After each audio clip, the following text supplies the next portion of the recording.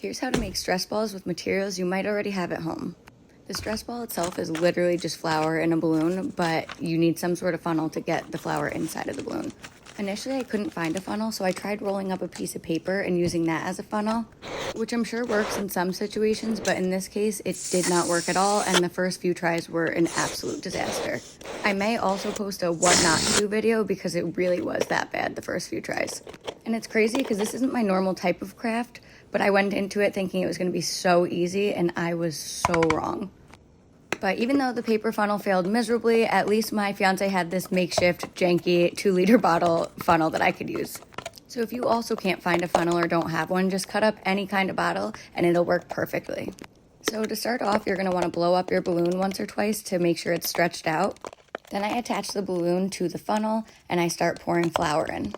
I use a straw to try to wiggle everything around because the transfer from the funnel to the balloon is not always the easiest.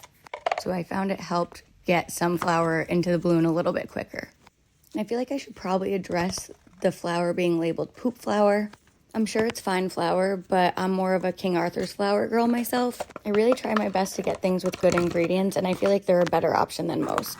And before I existed in my fiance's life, he kind of just got whatever. But now that this household is a King Arthur's household, there was no need for the old flour anymore. But I knew I could use it for different crafts, and I hate to be wasteful in general, so I decided to keep it and just labeled it poop flour so I wouldn't use it when I went to bake bread or anything like that.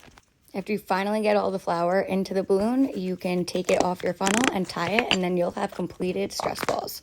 It's always a good idea to do this project on cardboard or something else so the cleanup is easier than what it would be if you just did it right on the table.